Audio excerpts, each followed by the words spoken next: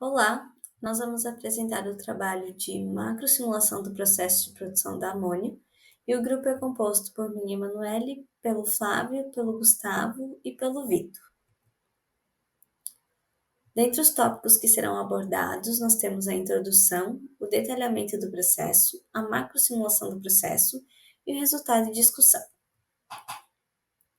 Bom, a amônia em temperatura ambiente, ela é um gás incolor que apresenta um odor forte e desagradável e apresenta um alto grau de toxicidade e é um gás inflamável. Além disso, ela apresenta densidade inferior à do ar atmosférico. Suas propriedades químicas conferem uma versatilidade para a amônia, sendo ela aplicada em vários setores, como no de refrigeração, na indústria metalúrgica, de fibras e plásticos, na indústria química, na indústria farmacêutica e um muito importante é na indústria de fertilizantes na área agropecuária. A síntese da amônia, então, ela foi laboratorialmente desenvolvida pelo químico alemão Fritz Haber, que foi laureado com o Nobel da Química em 1918, justamente pela descoberta da síntese do amoníaco. Os fertilizantes e seus derivados eles são muito importantes na produção de alimentos, e cerca de um terço da população mundial ela deve seus alimentos justamente a esse processo. Então, é muito importante a síntese da amônia, principalmente no meio de produção de alimentos mundiais. A síntese da amônia, ela se dá por uma reação isotérmica entre o nitrogênio e o hidrogênio em proporções estequiométricas 1:3. Essa reação, ela geralmente tem uma baixa conversão, então é necessário aplicar looping, que são chamados de looping de síntese, para fazer recirculação, trocas de calor mais eficientes entre o processo, assim viabilizando economicamente e principalmente a produção em larga escala. Esses loopings de síntese incluem compressões do gás, sequência de trocas de calor, reações de síntese e reciclo de parte de fluentes do reator da amônia. Dentre as técnicas utilizadas para a produção da amônia, então, nós temos a reforma a vapor do gás natural e de hidrocarbonetos, a qual se deve principalmente a fatores relacionados com a obtenção da matéria-prima e a viabilidade econômica do processo, por isso ela é uma das mais utilizadas. Essa reforma a vapor do gás natural e também pode ser do gás nafta, ela é baseada na reação entre o metano e o vapor de água, o qual acaba gerando monóxido de carbono e hidrogênio. Dentro da reforma a vapor, ela é dividida em duas macroetapas, sendo uma o processo reacional e a segunda a purificação do hidrogênio, que ocorre através da reação do monóxido de carbono com a água, formando hidrogênio e dióxido de carbono, que posteriormente é removido. Na reforma a vapor, essas macroetapas, existem microoperações, que incluem dessulfurização da matéria-prima, geração do gás de síntese, que inclui a reforma primária e a reforma secundária, a separação e a purificação do hidrogênio com reações de Schiff, remoção de dióxido de carbono e metanação, e a síntese da amônia, que, como a gente falou anteriormente, é pela reação exotérmica entre hidrogênio e nitrogênio, como mostrado abaixo. Algumas condições podem afetar o rendimento, principalmente por ser um processo reversível, ser uma reação reversível. Então, o rendimento ele depende de algumas condições, como temperatura, pressão e a presença de catalisador. A temperatura é devido ao processo ser exotérmico, o qual libera calor. Então, baixas temperaturas acabam favorecendo a formação de amônia, porém o incremento da temperatura acaba deslocando o equilíbrio da reação para o sentido inverso. Então, é necessário trabalhar com um equilíbrio de temperatura, com temperaturas mais baixas, mas não tanto, porque senão a gente diminui demais a velocidade da reação. Então, é necessário um equilíbrio da temperatura para ocorrer uma melhor conversão, uma melhor forma da reação. Já a pressão, ela interfere porque quando a gente eleva a pressão, a gente favorece a formação do produto, pois o processo ocorre com uma diminuição do volume. Assim, se a gente aumenta a pressão, a gente aumenta o rendimento de formação do produto, porém, esse aumento de pressão, ele deve ser economicamente viável e não tornar os custos de produção muito altos. Já o catalisador, ele não interfere no equilíbrio, mas ele acelera a velocidade de reação para chegar no equilíbrio. Então, geralmente, a adição do catalisador favorece para que o processo ocorra em temperaturas um pouquinho mais baixas e aumentando a velocidade, então dando o equilíbrio entre temperatura e a presença de catalisador. Então, esses são os principais processos, os principais parâmetros que devem ser cuidados. Como citado anteriormente no projeto, a síntese da amônia, simplificando, nada mais é que a reação entre nitrogênio e hidrogênio gerando amônia. Então, para que a gente tenha um processo completo da produção de amônia, nós precisamos conseguir extrair uma fonte de hidrogênio que seja economicamente viável para o projeto. As principais fontes de hidrogênio para a síntese de amônia são os gases nafta e o gás natural. A escolha entre o gás nafta ou o gás natural como fonte do nosso hidrogênio vem devido que ambos esses gases são muitas vezes provenientes da extração do petróleo. Logo, a gente consegue ter a capitalização dessa matéria-prima devido à abundância e à disponibilidade. Então, o preço acaba sendo reduzido e, no final das contas, acaba sendo mais viável para o nosso projeto. Entre os dois gases, ainda a preferência é a utilização do gás natural, porque o gás nafta contém altas cargas de enxofre. Enxofre esse que pode ser danoso para as reações catalíticas que serão citadas à frente da apresentação, e também o enxofre ele pode acabar consumindo o nosso hidrogênio em reações indesejadas. Logo, acaba diminuindo a eficiência da disponibilidade de hidrogênio no projeto. Devido então a essa carga de enxofre que o gás nafta contém, é necessário que a gente adicione mais uma etapa no nosso processo, que é um processo de pré-tratamento do gás nafta, que se chama dessulfurização, onde a gente está conseguindo remover grande parte ou totalmente o enxofre do nosso gás. Dessa forma a gente consegue aumentar postumamente a eficiência de retirada de hidrogênio desse gás. É válido ressaltar que se nosso gás natural tiver algum traço de enxofre, também é necessário fazer esse pré-tratamento. Contudo, no nosso projeto, foi considerado que o nosso gás natural não teve nenhuma contaminação ou nenhum traço de enxofre, e logo, na macrosimulação, não foi necessário colocar essa pré-etapa de tratamento e dessulfurização. Tendo isso em vista, então, o nosso processo produtivo de amônia contém 8 macroetapas. A primeira, que é opcional, que é o de pré-tratamento ou dessulfurização do gás, que não foi necessário no nosso processo, visto que a gente utilizou o gás natural que não contém nenhum traço de enxofre nesse caso. Após isso, a macroetapa é a de reforma química. Depois dela, a gente é um processo de conversão química. Então, chegando depois, a gente vai acabar desumidificando a nossa alimentação, que é removendo a água. A gente vai remover o dióxido de carbono. A gente vai estar adicionando o nitrogênio puro. Depois disso, a gente vai preparar o gás de síntese, que é o nitrogênio e o hidrogênio. Fazer a síntese, que é onde acontece a amônia, para chegar no nosso produto final. Para a gente conseguir, então, enxergar melhor o nosso processo produtivo, a gente fez esse fluxograma.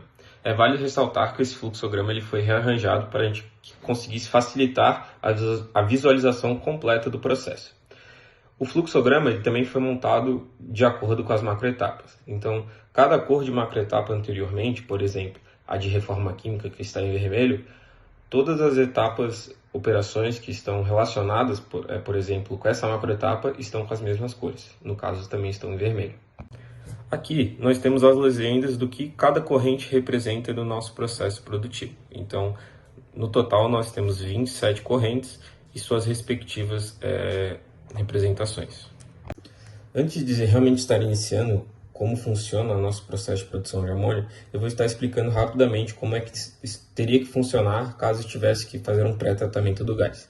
Então, olhando para o nosso fluxograma, seria necessário a gente estar adicionando um reator químico em cama e também, junto nesse reator, óxido de zinco. Dessa forma, a gente estaria passando o nosso gás no reator, onde o enxofre contido no nosso gás estaria reagindo com o zinco, do óxido de zinco, gerando o sulfeto de zinco. Dessa forma, é possível a gente conseguir separar o enxofre que estava no gás e a gente faz a etapa de dessulfurização do nosso processo. Iniciando agora então, o nosso processo produtivo da amônia, nós temos a primeira macroetapa que está em vermelho, que é a etapa de reformação química. Nós misturamos o nosso gás natural, que está dessulfurizado, que basicamente contém hidrocarbonetos, que por sua maioria é o metano, junto com o vapor d'água. Após terem sido misturados, nossa alimentação vai para um reformador químico, onde acontecem duas principais reações. A primeira e a principal é a reação dos hidrocarbonetos com a água contida no vapor, que é uma reação endotérmica e vai acabar nos gerando hidrogênio e óxido de carbono. Já a segunda reação que ocorre no nosso reformador a vapor é a reação entre o nosso produto da primeira reação, que é o monóxido de carbono, também com o vapor d'água no meio. Essa nossa reação acaba gerando dióxido de carbono e hidrogênio. Após passado então a operação de reformação, nossa alimentação é resfriada e remisturada com vapor, seguindo para a nossa próxima macroetapa. Observando agora a nossa segunda e terceira macroetapa, nós temos a etapa de conversão química e a etapa de desumidificação. Iniciando pela etapa de conversão química, a nossa corrente, que já tinha sido reformada anteriormente e misturada com vapor, ela passa por duas etapas de conversão, uma a alta temperatura e outra a baixa temperatura. Dessa forma, a gente consegue converter grande parte do monóxido de carbono produzido lá na primeira reação de reforma em dióxido de carbono. Essa etapa de conversão, como dita, ocorre em duas etapas. A etapa de alta temperatura, depois a nossa alimentação é resfriada e é repassado num novo conversor a uma temperatura mais baixa. Essa disposição é feita para que a gente consiga aumentar a conversão de monóxido de carbono em dióxido de carbono. Vale ressaltar, para que a gente consiga estar acelerando a nossa reação, é utilizado o catalisador níquel. Após então as primeiras duas macroetapas, nós temos basicamente na nossa corrente metano, água, hidrogênio e dióxido de carbono. Contudo, nossa corrente ainda tem pequenos traços de monóxido de carbono.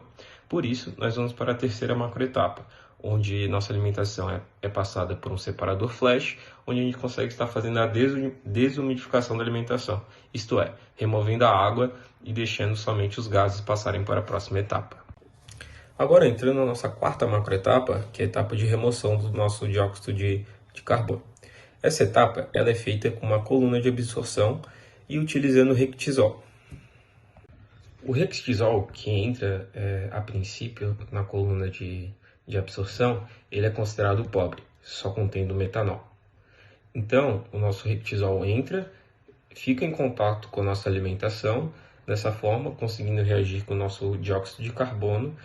Logo, na saída da nossa coluna de absorção, nós temos um Rectisol considerado rico. Então, ele é um Rectisol formado por metanol e grande parte do nosso dióxido de carbono formado nas etapas anteriores do processo produtivo da amônia. Já o resultado da nossa alimentação fica uma alimentação rica já em hidrogênio, contendo também um pouco de metano e traços de dióxido de carbono e monóxido de carbono que não conseguiram ter sido retirados na etapa de conversão e na etapa de absorção para a remoção do nosso dióxido de carbono. Dessa forma, a nossa alimentação ela é reaquecida e passada por um separador de componentes. Então, a gente consegue agora sim remover quase totalmente todos os gases que não são hidrogênio, sendo o metano, o dióxido de carbono e o monóxido de carbono, que ainda tinham seus traços, e deixando a nossa alimentação pura de hidrogênio, que é essencial para a nossa formação posterior de síntese da amônia. Algo legal de estar ressaltando agora também é que todas as nossas macroetapas e operações que foram feitas com a nossa matéria-prima, que é o gás natural, foram para que a gente está com o objetivo de a gente estar conseguindo isolar esse hidrogênio puro para posteriormente estar reagindo com o nitrogênio. Então isso só reforça a importância de estar conseguindo escolher uma matéria-prima que tenha abundância de hidrogênio e que seja viável para o nosso processo. Entrando agora na nossa quinta macroetapa, é a etapa onde a gente forma o nosso gás de síntese, que nada mais é da junção do nosso hidrogênio puro com o nitrogênio puro. Esse nitrogênio ele pode ser obtido industrialmente via destilação fracionada do próprio ar atmosférico, onde não estaremos entrando em muitos detalhes no nosso fluxograma e nem no nosso projeto. A nossa sexta macroetapa é a etapa de preparação da síntese, onde a nossa alimentação, que agora é o nosso gás síntese, a junção entre hidrogênio puro e o nosso nitrogênio puro, onde a gente faz a compressão e o resfriamento desse gás. Dessa forma, como explicado anteriormente no nossa apresentação, a gente consegue estar deslocando o equilíbrio da reação que irá acontecer no reator de amônia para a produção de amônia, dessa forma aumentando a eficiência do nosso processo. Agora estaremos entrando na nossa última macroetapa do processo, que é essencialmente o propósito do processo, que é sintetizar a amônia, que é pegar o nosso gás de síntese que foi preparado e fazer a reação do nosso nitrogênio e nosso hidrogênio e transformar ela em amônia. Depois de então nossa reação ter sido completa no reator, a nossa alimentação, que contém basicamente amônia e alguns outros gases, como o nitrogênio e o hidrogênio que não foram reagidos, eles acabam passando por um resfriador e posteriormente num separador flash. Dessa forma, no separador a gente consegue isolar o nosso produto principal, que é a amônia, desses outros gases. Como comentado, esses gases são basicamente o nosso hidrogênio e o nosso nitrogênio. Então a gente pode acabar separando eles novamente e reintroduzindo eles ao nosso sistema. Dessa forma a gente consegue aumentar a eficiência do nosso processo. Categorizado o nosso processo, reconhecendo as matérias-primas envolvidas tanto no início, no meio como no fim do processo, como também a sequência lógica de etapas até a gente atingir o produto desejado, podemos coletar essas informações e aplicar nos chamados macrosimuladores, que simulam e computam os resultados de operação da nossa planta, no qual vão nos possibilitar com que a gente previna tempo e custo que seriam necessários para coletar os mesmos dados de forma experimental. Ou seja, ele é bastante importante, principalmente para a gente analisar a viabilidade de execução de uma determinada planta de processo. O software escolhido para a simulação foi o DWSim, que é um software brasileiro, de código aberto e gratuito, feito pelo Dr. Daniel Medeiros. O DWSim ele é bastante eficiente porque ele possui um resultado comparável com os softwares já utilizados na indústria, como, por exemplo, o software do grupo Aspen. Alguns parâmetros de entrada são necessários para a gente poder inicializar a simulação, como, por exemplo, as informações dos nossos componentes, sejam eles no início, no meio ou no fim do nosso processo, juntamente com as suas informações físico-químicas, como viscosidade, densidade, calor específico, calor latente, entre outros.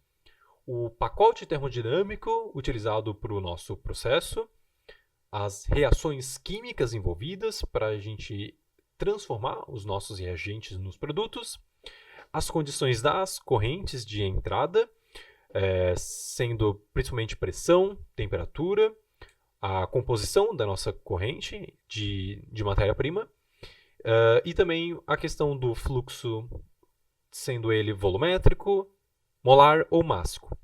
E também a gente precisa saber os parâmetros operacionais dos nossos equipamentos, muitas vezes relacionados com a pressão e temperatura, mas também com questões específicas dos equipamentos, como por exemplo eficiência para conversores e reatores, a quantidade de catalisadores utilizados, sua porosidade, para colunas, o número de estágio, entre outros. Agora falando um pouco dos nossos componentes, foram escolhidos o metano, principal matéria-prima na questão da reação de reforma a vapor, juntamente com a água, o hidrogênio e o nitrogênio, que são as matérias-primas principais para a formação da amônia, CO, o monóxido de carbono, e o CO2, dióxido de carbono, que são gases residuais ao longo do nosso processo, o metanol, que será uma matéria-prima bastante utilizada como solvente para extrair impurezas, que, como o Flávio havia comentado, muitas vezes o nosso gás natural ele pode ter alguma presença de sulfetos e enxofre, que muitas vezes, mesmo passando pelo processo de desfurização, pode não ocorrer a extração completa. Então, o metanol ele vai cumprir a função de extrair essas impurezas juntamente com os gases residuais. E, por fim, a nossa matéria-prima desejada, o produto amônia. Sobre o conjunto de pacotes termodinâmicos, foi escolhidas as equações de Penn e Robinson, que são equações bastante utilizadas na indústria para a modelagem de gases naturais e também de hidrocarbonetos. No caso, as equações elas são dependentes da temperatura, do volume e também de fatores que relacionam com a interação da espécie química. Aqui, por exemplo, a gente tem uma equação de estado utilizada para uma espécie isolada, mas muitas vezes a gente vai ter condições onde as matérias-primas se misturam. Então, precisaríamos aplicar uma regra de mistura, onde a gente teria novos fatores A e B que vão relacionar para cada espécie química dentro da mistura. Esses fatores também vão estar influenciados no fator de compressibilidade da mistura, que terá uma dependência na equação para o cálculo do coeficiente de fugacidade e para a gente poder gerar a fugacidade da nossa mistura. Como a gente vai utilizar pressões mais elevadas, em altas pressões há uma tendência dos gases fugirem da idealidade. Agora, comentando sobre as reações que foram escolhidas, foram 3 as principais, sendo elas a reforma a vapor, onde as equações estão descritas abaixo, o deslocamento gás-água, ou water shift, e a síntese da amônia, onde as 3 equações foram escolhidas como equações de equilíbrio, juntamente com os parâmetros da taxa de reação. Agora estamos aqui no ambiente virtual do DWSim, já com o nosso processo previamente configurado, onde iremos mostrar os valores impostos nas correntes e nos equipamentos para com que seja possível ocorrer a simulação. Antes de a gente entrar nesse tópico, é importante notar as 4 unidades a quais compõem o nosso processo, que foram comentadas previamente. Então, temos a reforma a vapor, a unidade de reação de mudança do vapor para água, ou deslocamento gás-água, a unidade de retirada de gases residuais e, por fim, a unidade de síntese da amônia. Então, indo para o início do nosso processo, onde a gente tem as 2 primeiras correntes, uma de gás natural e de gás de vapor, a gente tem a corrente 1 de gás natural, com temperatura de 1100 graus Celsius, pressão de 15 bar e fluxo de massa de 3.600 kg por hora, onde foi considerado, por fins de simplificação, uma concentração de metano de 100%. O vapor de água utilizado foi na mesma temperatura e pressão de 1.100 graus Celsius e 15 bar, respectivamente, e o fluxo de massa de 3.600 kg por hora, onde a concentração era de 100% de água. As 2 correntes, então, passam pelo misturador, se juntam numa alimentação por reformador a vapor, o qual possui as seguintes propriedades: um volume reativo de 2,5 metros cúbicos, um comprimento de tubo de 1 metro, considerando apenas um único tubo, um carregamento de catalisador de 6 kg metro cúbico, diâmetro do catalisador de 50 mm e uma fração de vazio de 0,5. Cabe-se ressaltar que a reação de reforma ela é endotérmica, por isso é necessário uma energia a adicionar ao reator para que ocorra um deslocamento da reação para o sentido dos produtos. No caso, a quantidade desejada de energia foi de 12 MW. Forma-se então uma corrente de saída de aproximadamente 4,1% de metano, 1,1% de água e as principais, onde é uma fração de hidrogênio de 71,13% e de monóxido de carbono 23,71%. Todas essas frações em base molar. A corrente, então, ela é resfriada, atingindo 420 graus Celsius, tendo uma expulsão de calor de 5,3 megawatts. Essa corrente, então, é misturada a uma corrente de vapor, também a 420 graus Celsius e a 15 bar.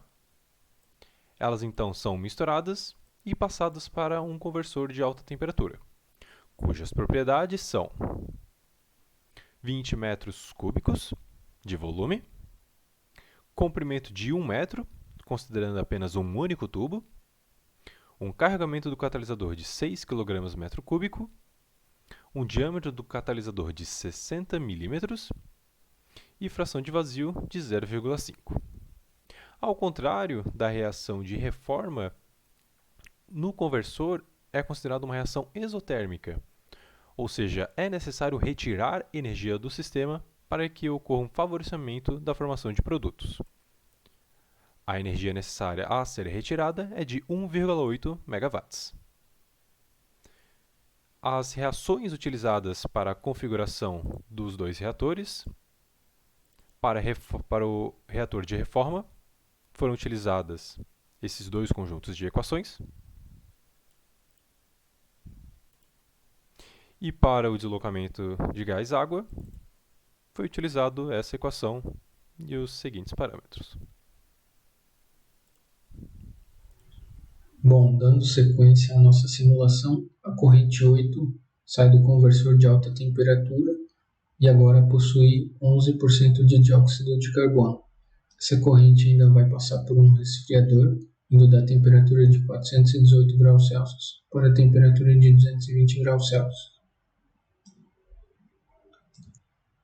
A corrente resfriada agora passa para um conversor de baixa temperatura, que possui as seguintes dimensões e as seguintes informações sobre o catalisador. A reação catalítica heterogênea, definida para o conversor de baixa temperatura, é a seguinte e possui essa equação da taxa de reação. A corrente de saída do conversor agora possui maior porcentagem de dióxido de carbono e o monóxido de carbono é praticamente desprezível. Essa corrente vai passar por um outro resfriador, indo da temperatura de 220 graus Celsius para a temperatura de 50 graus Celsius. Agora, essa corrente vai passar por um separador flash, separando em uma corrente de água e separando numa corrente que possui hidrogênio e dióxido de carbono. Porém, essa corrente com dióxido de carbono não é desejada. Então, em uma coluna de absorção com 20 estágios, introduz-se metanol para a retirada do CO2. A corrente de topo possui 95% de metanol e 5% de dióxido de carbono. Já a corrente de fundo agora possui 96% de hidrogênio e praticamente nenhum dióxido de carbono. Essa corrente de fundo agora deve ser aquecida para uma temperatura de 200 graus Celsius, passar por um separador de componentes, em que a gente retira os gases residuais, como o metano e o monóxido de carbono restante, e em outra corrente obtemos hidrogênio puro. Assim, o hidrogênio puro deve ser misturado com outra corrente de nitrogênio puro, formando uma corrente com aproximadamente 25% de nitrogênio e 75% de hidrogênio. Essa corrente vai passar por um compressor para ir de uma pressão de 25 bar para uma pressão de 200 bar. Essa corrente comprimida aumenta significativamente sua temperatura para 593 graus Celsius e agora deve passar por um resfriador para atingir a temperatura de 420 graus Celsius. A corrente de alimentação do reator possui 25% de nitrogênio e 75% de hidrogênio. O reator possui as seguintes dimensões. Também as informações sobre o catalisador estão descritas no campo esquerdo. A taxa de reação da síntese de amônio está aqui definida. Na saída do reator, agora possuímos uma corrente com 53% de hidrogênio, 17% de nitrogênio e 28% de amônio. Essa corrente sai a uma temperatura de 420 graus Celsius e deve ser resfriada para depois passar por um separador do tipo flash. Esse separador separa a corrente resfriada em duas correntes, uma de gases residuais, que possuem nitrogênio e hidrogênio, que podem ser reintroduzidas no reator de amônia, caso queira se aumentar a conversão, e em uma corrente purificada de amônia. Essa é a visão global do nosso processo de produção de amônia via reforma a vapor de gás natural, e em nossa macrosimulação dividimos em 4 etapas: a reforma a vapor, a reação de mudança de vapor da água, em que há a retirada do monóxido de carbono. Depois temos algumas etapas para a retirada de água, CO2 e gases, e por fim a etapa de síntese da amônia propriamente dita. Por fim, os principais resultados obtidos foram resumidos a seguir. Para a reforma a vapor, obtivemos uma conversão de 85% para o metano e de 95% para a água. Para o conversor a alta temperatura, tivemos uma conversão de 20% para a água, 29% para o hidrogênio e 89% para o monóxido de carbono. Posteriormente, no conversor de baixa temperatura, a conversão tanto de água quanto de hidrogênio ficou em torno de 2%, 91% para o monóxido de carbono e 10% para o dióxido de carbono. Já no reator de amônia, que é o nosso processo principal, a conversão ficou em torno de 45% tanto para o hidrogênio quanto para o nitrogênio. E por fim, na etapa de purificação do separador flash, a fração de amônia foi de 28% para 99% na corrente de produto final desejado. Com o nosso trabalho e nossa macrosimulação, podemos concluir que a reação de síntese da amônia é bastante complexa, principalmente levando-se em conta a necessidade dos processos auxiliares de produção de gás de síntese, conversão de alta e baixa temperatura, assim como diversos resfriadores e separadores. O processo ainda é bastante utilizado, visto que possui bom rendimento e viabilidade econômica, e em nossa simulação obtivemos cerca de 45% de rendimento de produção de amônia, de acordo com o DWC. A produção de amônia em 2022 foi de 190 milhões de toneladas, o que demonstra a importância mundial da amônia na produção de diversos produtos, como fertilizantes e outros citados anteriormente. Aqui temos algumas das referências utilizadas e obrigado.